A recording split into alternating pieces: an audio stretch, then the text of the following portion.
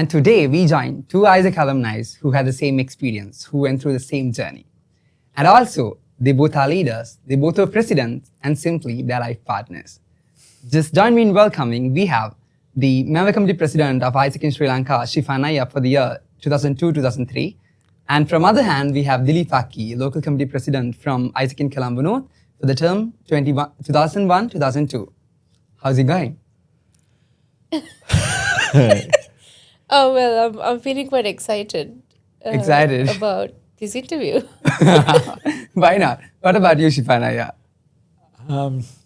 It's going to be interesting, I think, because there's a lot of memories that we haven't really dug up on in a while. And even sort of preparing for this, we were wondering about some of these things. So let's see. Hopefully the skeletons stay in the closet. Amazing. Okay, that we know this couple is a bit special to AIESEC in Sri Lanka, that you know what I'm coming to. So can I briefly keep a note about how it all happened, how you all met through AIESEC, and how it took this long? So it was my first NLDS those days. I don't know whether it's called that now. Yeah, we NLDS. still call it Okay. National Leadership Development So we Seminar. had it at Subodhi, and it was of course the first ever university, but out of university event that I went to. So of course there was a lot of butterflies in the stomach and all that, like not really used to it, right? So and one thing I was really good at, even at school, what I did was sing. So now what is this confident thing I can like show now these people, right? Like there was this opportunity to sing, and then I sang this song. That means and you it do was confidence. in this NLDS. In the last day. Last day. So you it's still just remember? this song that I happened to sing was completely accidental. It was Find My Love.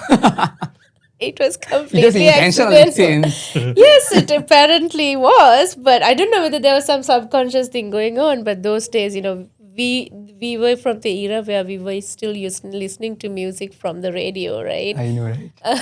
So this was a very popular song called Find My Love, and I was very good at it. I mean, there was Why not you sing it a bit now? Oh dear. Do I remember it anymore? I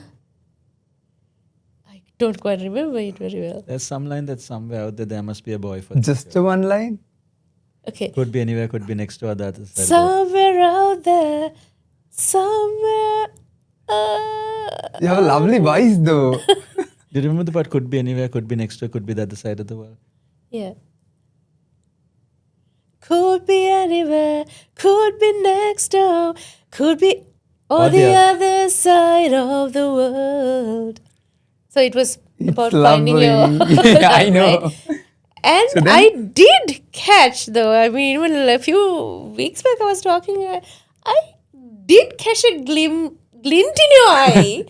And I was thinking this guy is like way too wordy and technical. At and the all moment that. he was in the MC. He I was was in in the the MC MC. at that time too. So I caught that and I'm like, okay, what's going on there? But yeah, that's how it started, I guess. It's nice. So at this conference, so there was sort of two tracks. There was a NatCon track where we were working on some legislation things with AIESEC, and there was a new members part. So I was not really in that new members side of things. So we saw people at the parties and things, but not that much. And then only on this closing thing, I think I really saw you part of this. And then this song is also going. So this was January 2000. I remember going for IPM in Turkey that year, not because I was the president, but because the guy who was president suddenly calls me. And when I say calls me, this is like, call on the landline at home calls me kind of thing, probably, right? And he's like, what are you doing next month? And I'm like, okay, nothing particularly happening next month. Okay, can you go to IP in Turkey? Because I have exams, I can't go. And then, so at sort of at very short notice, I got ready to go. And then somehow in that couple of months, we started seeing each other, right? Yeah. Nice. Anyway, Sifaan, now we talked a lot about that history. So anyway, now we just celebrated 30 years of AIESEC in Sri Lanka. So when you were doing AIESEC, it was the beginning of it. And how you felt AIESEC, how was AIESEC in that moment, that time? Okay, I think my first introduction to AIESEC, we were probably in the second year at Moratu or something, and then suddenly there's about 30 Japanese just like going around the university, and like everybody's like, where are 30 these- Japanese. Yeah. All wearing like some same T-shirt or something like that, and like, what's happening here? And it turned out that they were part of some exchange project, and a whole bunch of them had come. I think the internship was not really in the university, but they had one day where they visited the university or something. And we were like, okay, what is this thing? And this was a time where there was unfortunately a little bit of a gap. So we were just starting our second year, and we were recruited into AIESEC by people who were in their final year. So they recruited us, and then within a few months they were gone, and then there wasn't that much of a leadership structure that could support people in. So we were like sort of thrown into the deep end of things, trying to figure things out. But and then we sort of had bits and pieces of the history that started in 95, that there was this conference, and then there was so I joined in 98, so there was a conference coming in 99 as well, and but it all seemed rather like alien, like, is this thing legit, or is this some kind of a scam? Like, what is this thing? Because nobody else has heard of this thing, right? And it's not like you could go on the internet and search for this thing, because we didn't really have that. And this was back in the days of dial-up internet and using internet after 9 o'clock at night because the telecom rates were cheaper and things like that. So it was kind of, as they would say now, I think, sus.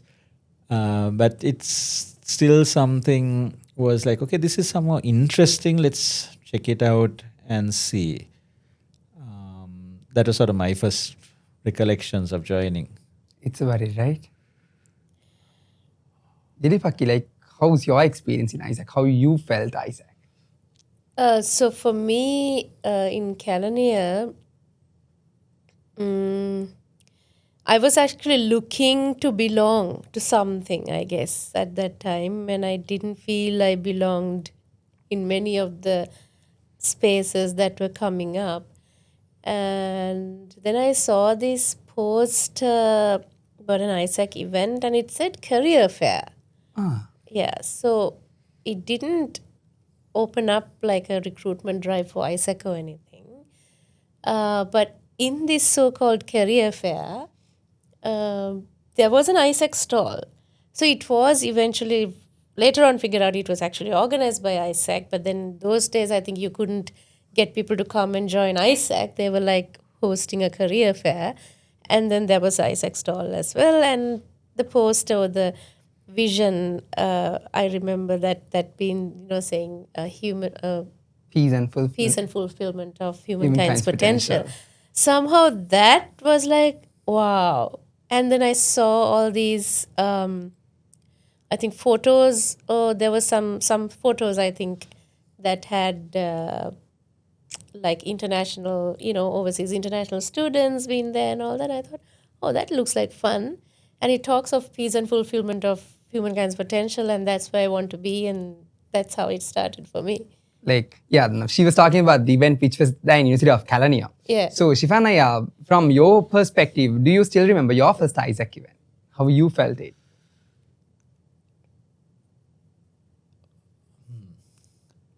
So I think in this recruitment thing, so they were like talking to their friends or some of the contacts in our batch, and okay, we need to have a meeting, and then we are going to have this LC meeting. We're like, what is LC meeting, right? Anyway, we go, and I think it's a measure of how disorganized things were back then, that at this first LC meeting where we are seeing AIESEC for the first time, this person is like, okay, so for AIESEC, the LC in Moratu, we need a president, right? Is there anybody who would like to be president? Was it like that? And then we need a vice president for this. I'm like, okay, I think I could do that. That means at that time, non-AIESECs were also invited to LCMs, local committee meetings. So the thing is that We were still forming it, right? So Yeah, we had to have somebody has to start, I know, right? right? yeah.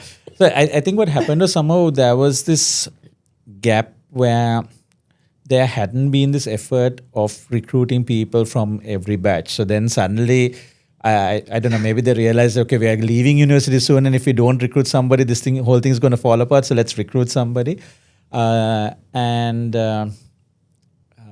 was like weird like that, and we're like, okay, so okay, I'm president. Well, I wasn't president, but my friend was president. Like, so what are we doing now, right? And trying to figure things out. And there was also this thing where I was told that there is a guy coming from Finland, and he is going to be doing this traineeship at the school in Kandy. And I was supposed to do what we would later call reception for that, right? So just to go and double check on the arrangements, I go to Kandy like a few days before this guy is arriving in Sri Lanka. So this means, I think, going to Kandy by bus, then taking another bus to some like more village bit away from Kandy, going to the school, and then go and meet the principal. And then the principal is like, yeah, somebody spoke to us about some internships, but we didn't agree to have an intern. Right? And I'm like, but they're coming like this week, right? And then they're like, well, you will have to go and speak to somebody in the zone or something like that. So then, and now it's too late to go and speak to the zone because of right. So then come back to Colombo, I think the next day or the day after, go again to Kandy, go and meet somebody in the zone and try this whole conversation again. And they're like, okay, well, if the school is ready to accept this person, we are okay with it. And then they gave some letter or something like that. And then we go and pick up this guy from the airport, and we're telling him like, we are not actually sure if you have an internship here, but we'll take you there and see, and let's see how it works out. But somehow he ended up doing that, I think 3 months or 2 months at the school, and it worked out kind of well. I think somehow the principal made it work, but it was sort of really scared. Like, there's this guy coming in 2 days' time, and the place that's supposed to host him is saying there's no internship for you. So, I guess you could say we didn't really have exchange quality standards back then. I think that entirely covered the evolution of AIESEC simply in Sri Lanka. So anyway, so now we talked about like how y'all started and your event, like your experience at events and all. So now AIESEC is all about leadership, right? So anyway, how was the leadership back then without the tools that we have right now? We have a lot of tools, right? Starting from the internet, ending from drives and all. So we have a lot. But for y'all, what y'all had was not the same thing that we are having right now. So how y'all felt the leadership back then without anything? It was very manual. That's a very strange question because it's almost like we're talking of different paradigms, almost like when you even ask that, how was leadership like without the tools? I'm like, why do you need tools? Right? That's what that came means, to me, right? In the AIESEC context, this is a global youth led organization. We obviously should have like leadership in the sense in AIESEC context that is about not just leading a person, but we are leading people for a common shared mission, which is doing exchanges. Yeah, like, I understand, but the context, even the question itself is like so weird for us. Right? It's like, so why conflicting. do you need tools? Because, okay, for in our days, like, okay, leadership, what was leadership? We weren't really concerned about leadership, although first event was called NLDS. Yes, in the university setting, we kind of we were conscious that we should practice leadership and all that. But for me, I wanted AIESEC in University of California. Now, is there someone who's running with it? I'll go with it. And then I think now, of course, LCs are called entities, right? Yeah, entities. Right. So those days, LCs. We still call LCs, but we call entities as well. So we had only had 2, just like Sifaan mentioned earlier. There were no elections for LCP, so even for the EXCO, right? You're like, can you do this? We need someone to do it. Like, can you do it? Right? And then we're like, no, maybe not me. What about you? So that's how it happened, right? Like, initial days. So it was this drive to make it work, make it happen, and like a few people getting together because they saw something in it for each of us. I mean, we would have seen different things for us, but that's what it was. Personally for me, I didn't feel like I was doing this because I needed to improve my leadership skills. I was doing it because I liked what AIESEC was about and I wanted it to be there. And if I could like get more people involved in AIESEC. So that's how I answer this question. Yeah. So like if you keep an eye on, so how you all managed everything, basically these exchanges without the internet. I'm like, No, we had okay, maybe we should contextualize this, right? But also, I think it's like for us, one of the things that was happening was like, see, we were in university at a time that overhead projectors were still in use, right? Oh, we had slide projectors. For pictures. Yeah. But you had the overhead slides also because you had the transparencies and the special yes. pens that you write on them. Yes, we did. Right? So these were still in use. So like a projector that could do color projection from a computer was like cutting edge, right? So we thought we were on the like cutting edge of things, right? And this was the era where you had mobile phone packages coming into universities and things. Like 92 or so was when it started in Sri Lanka, and then it was like super expensive. And by 97, 98, there were these sort of affordable packages coming in, like with like a rental of about $300. A outgoing call was about 4 rupees a minute, sort of a thing. And then you had this like couple packages which had unlimited outgoing between the two and things. So it was becoming affordable. So there was like a sense of like, you know, we have mobile phones, and it was just that we didn't have internet on the mobile phones then. Right? So during my MCP term, Dialogue was doing trials of GPRS. Like not 3G, not 5G, like now GPRS, right?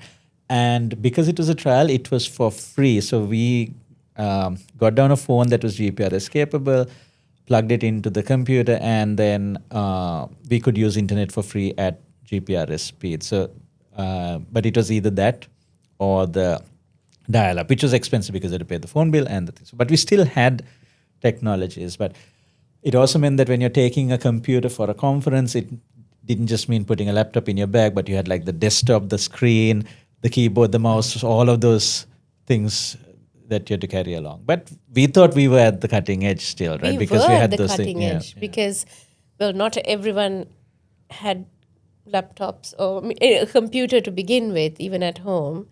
Mine also was, I think I got it because I needed it to do the work in AIESEC. So having a computer at home, a personal computer at home, having a phone, not a smartphone, just, you know, the usual, just call someone and there's this device you can carry.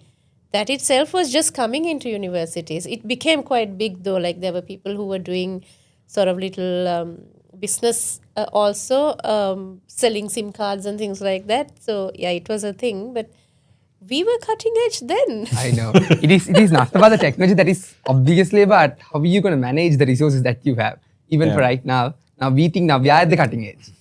I also remember another story about recruitment drives, right? Like this came up because recently I was at this Colombo North event and I was just talking about recruitment. Sparkles. And yes, and how it, I met you there. How do you do the recruitment now? And it's like, yeah, we have the WhatsApp and things like that. And this is how you manage. I'm like, So we had to do posters. And then, okay, one thing is, where are we going to do the posters and the cost of it? Like, are we going to do these black and whites? Or are we going to do these like hand-painted ones? Should we do a 2-color one or a 4-color? No, 4 colors too expensive. And 2-color in the sense, like is it black and white or? no, that means blue and white or Something red like and that. white So, or, you know, something like that. There was some place where we could do like A3 size print. So like in the university, everybody else's recruitment at Morotua, whether it's advertising or SIM package or any student society, anything, was A4 size photocopies, and they were plastered all over the university. We found some place that you could do A3 and it could be like in blue or something, and it wasn't that expensive. So we started doing that, and then like suddenly we are like really visible because we are the only ones doing it in this A3 size. Yeah, I think in California it was a little bit different in the sense there were lots of posters already and they were quite nice, but of course handwritten and all this. So for us to have this printed one was a little bit cool. Then, uh, and so this was a big thing to do. And then how do you paste the poster and make it And there were be legal there restrictions as long well, enough? right? From the student councils and all. Yes, like where do you put the poster so that you don't like antagonize somebody I else? know. And could you also put up a poster in the notice boards that are meant to, and then negotiating all that? So there was quite something to do those days. Yeah. That's Yeah. about it. But I think the technology can make things more accessible, faster, and things like that. But if you take the fundamental aspect of leadership, which is, I think, more to do with how you connect with people, so then the technology is just a tool for that, right? If you as a leader are not able to connect with the people you're working with and working for, then I don't think you can really blame the technology for that, right? It's just that sometimes technology makes it easier and you can reach more people, reach them faster. But still, what do you say? Right? Are you able to say something that matters to people? I think that doesn't change. Okay, now that taught a lot. Anyway, like to make it a bit more fun, we'll do rapid fire. Are you up? Okay. Okay, so I'll start asking questions. Who was always late? Is it still the same? Yeah. Oh, good. Okay, who's a better speaker? You, obviously. Who flirted first in LDS? Does the song count or? No, the song doesn't count. So it was you. You started giving me Terry Pratchett books. Terry Pratchett books. And I'm like, okay, why are you giving me Terry Pratchett books? Yeah. That means he. Okay. Yeah. So who loved roll calls the most? Jives. Roll calls maybe me. I'm not sure the dancers. Who was it? I don't know, but we both liked it. I mean, I Yeah. definitely wouldn't miss a roll call. Amazing. Yeah. Who forgot deadlines more?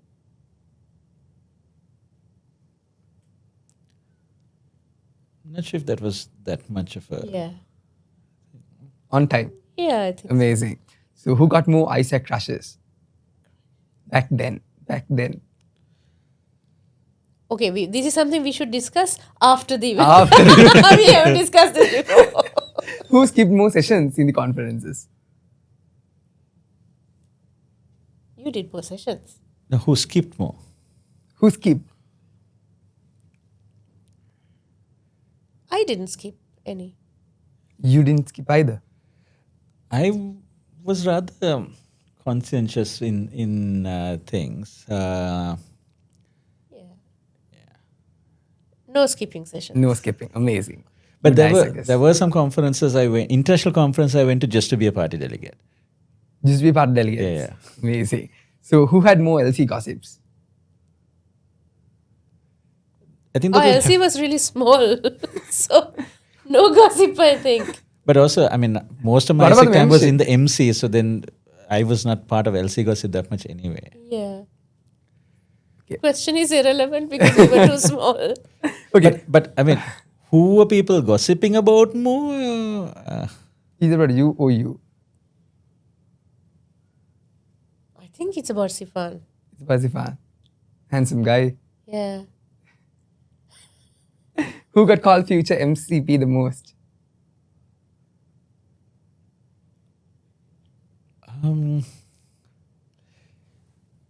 So I think that was probably me just from the angle that there were not that many people in AIESEC. And finding somebody to become MCP was not easy. And there was a time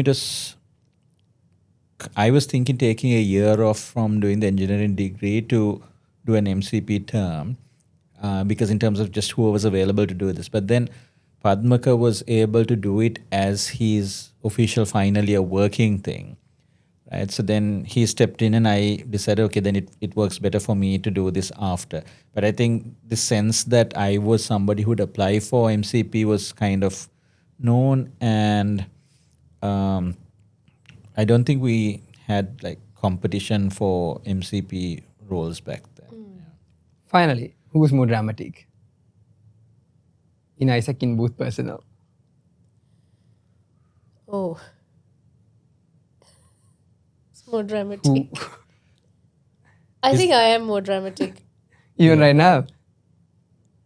Yeah, I think if it's like speaking dramatically, maybe it's me, but just Yeah, overall dramatic is me. You. Nice. Okay, that went really good.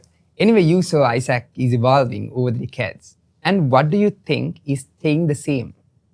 Still, we have that same, the stuff that we had when you guys were doing AIESEC, and what's staying the same?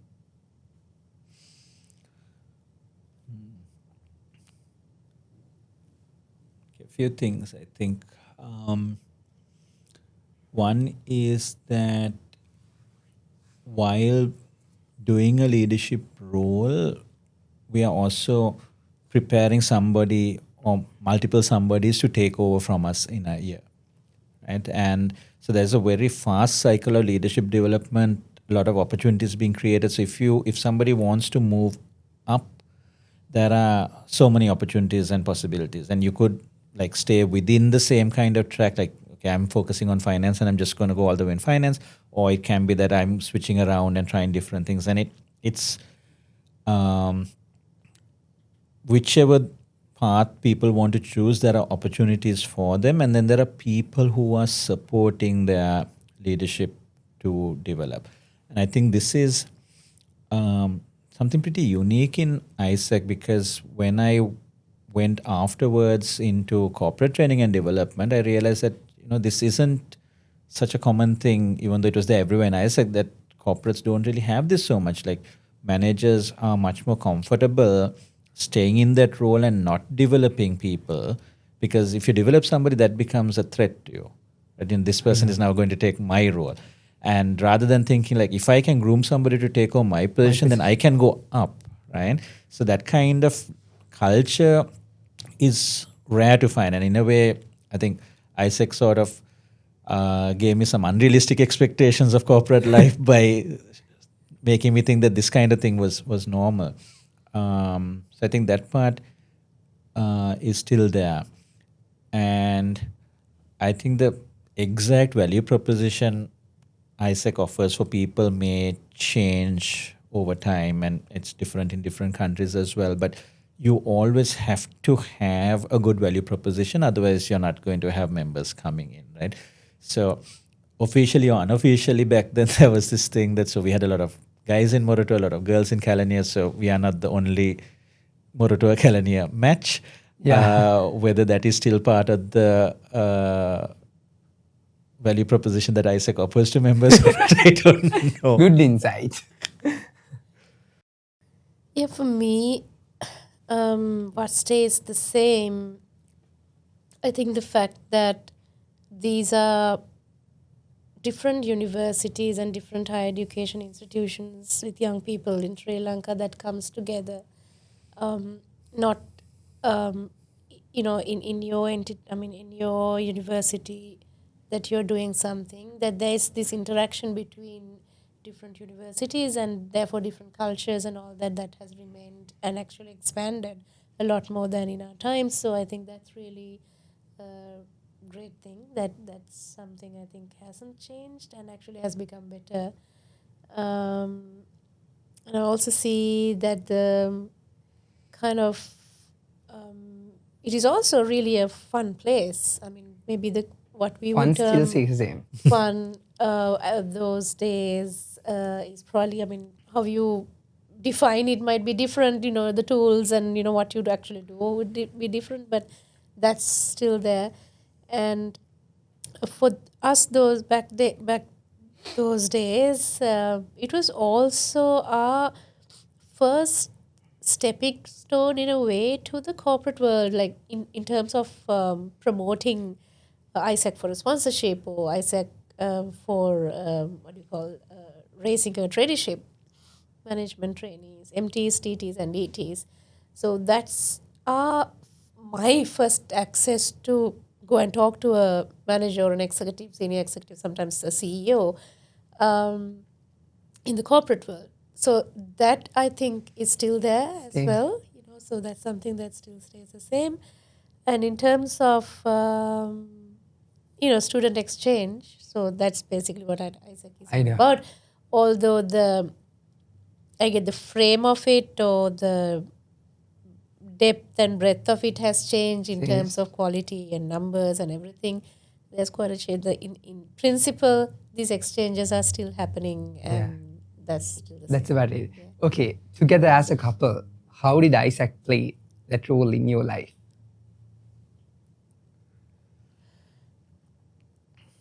A big role, I think. The biggest role. Probably the biggest role in terms of like the legitimacy for us to, Meet. do things together. There was no need to find excuses that weren't real. These were real things we were doing, and therefore we had to meet anyway. Yeah. So it's not right? like you had, And now, if you are trying to like go on a date to watch a movie or something like that, and like how do you talk about this at home and things? But here, like no, we are just going for AIESEC meeting, I know. AIESEC conference, and this was AIESEC this. true. We still do the Like, same. We had so much to do in AIESEC. Even like when we were doing a dial-up internet thing, we had this chat was there, right? Yahoo and all had chat. There was Microsoft Messenger, MSN Messenger or something was there, So like and we were Skype was Skype was Skype. there. Yeah. So all that, working late into the night and all that, everything was to do with we are doing AIESEC work, and it was perfectly legitimate. Didn't feel bad about saying anything different, because that's what we did actually. And also like most of our those days mutual friends, even now our mutual friends are many are from AIESEC. So all of that, and That means that has played a good role, a better role. yeah. So I think the fact that you have opportunities to meet is useful, because otherwise if you're within the university, okay, you're doing the same program together or something, you will meet. But here we were people across faculties, across universities, and then AIESEC was an opportunity for us to meet. But not just that we had the time to meet, I think it was also useful in a sense that it's an opportunity to see how this person is. Because you can't have a different persona in AIESEC and then a different persona with your boyfriend or girlfriend. Yeah. They can see what you're doing in AIESEC. I know. Right? So it gives a kind of sense, okay, this is the kind of person I am dating, and do I like this person? You can't, like you have a real insight into who is this person you're with, right? And so I think that is also something that helped. And then the fact that we had these many mutual friends, I think that's been something that has supported us in many ways throughout. So even when we're traveling, we reach out to people, and sometimes we stay with them or meet them for a meal or something like that. So it's nice to have that connectivity. Like from a few years after my term, there's Indian and Croatian interns who got married. They came to Sri Lanka on a visit again and again, meeting up with people from that time and things. So you see those stories, and so having those mutual friendships helps. And then there are also relationships within that don't work out, right? And that's, I think, also part of it. Like, so even with us, so we started dating in 2000, 2002 we broke up, and then we got back together 2007 and got married in 2009. So yeah, so it's not. Well, let's put it this way: like, what is a good ending for the story might mean that you date somebody for a while, and you realize, okay, we are not really so compatible, and you part ways, or you end up staying together. And I think both of those options are fine. It just because you're seeing somebody, dating somebody, doesn't automatically mean that this is going to be like forever and ever. Yeah, that simply said, what a big role that AIESEC has played in both of your lives. Anyway, you both as presidents, there can be member committee, there can be a local committee. Yeah, I mean, the biggest role is I think we wouldn't have met. Yeah. Starting from there. Yeah. Anyway, as presidents, now we all see, now we celebrated 30 years of excellence in AIESEC in Sri Lanka this year. And now this year, we are hosting international conference in AIESEC in Sri Lanka. So how do you all feel it? For me, it's like very proud moment. Or can you say a moment? Very proud Yeah. time, let's say. And we've been in touch with AIESEC a little bit to know that it has become something that we at that time probably didn't even dream of in terms of where it is now. We were really poor at the time, right? And like finding an office for IMC, or we never had LC office at all. There was nothing called an LC office to begin with. We would meet in a cafeteria in the university sort of thing. So from there on, of course, in our time we had IPM. That was also IPM stands for? International President's Meeting. Yeah. So, and IC is a big thing that is coming. I have not been, I didn't have that experience. But I this think time Sifaan You has- almost had, but that was the time that the LTT attacked Sri Lankan Airlines, and then Sri Lankan Airlines stopped flying to Switzerland. That's right, yeah. So, well, it's a big turning point, I think, and a big eye opener to the rest of Sri Lanka as well. What AIESEC can offer. From like in my time 2002 2003, which is when we won the bid to host the IPM conference in 2004, for us there was this sense that AIESEC was coming from a difficult place and was establishing itself, and being able to host an international conference is a measure of the strength of the organization, because you have to have the membership, have the stability, have the finances in order to be able to do that. And I think there was, IC was supposed to be held in Sri Lanka in 2019, and then because of the Easter attacks, everything shifted and that had to be changed over. But I think that stability to host an international conference has been there in AIESEC in Sri Lanka for a while now. And I think that's a good sign, because you can't host a conference like IC just because you've had one good year. You need to have like at least 3 or 4 good years, so that you've had people in different leadership positions from which you can draw from to make a CC team. And I think it's also maybe still a bit challenging just from the angle that with COVID times and economic recession, how we all manage through that, and then so coming out of that and coming to a stage where being able to host IC, I think it's a really good place to be. It is.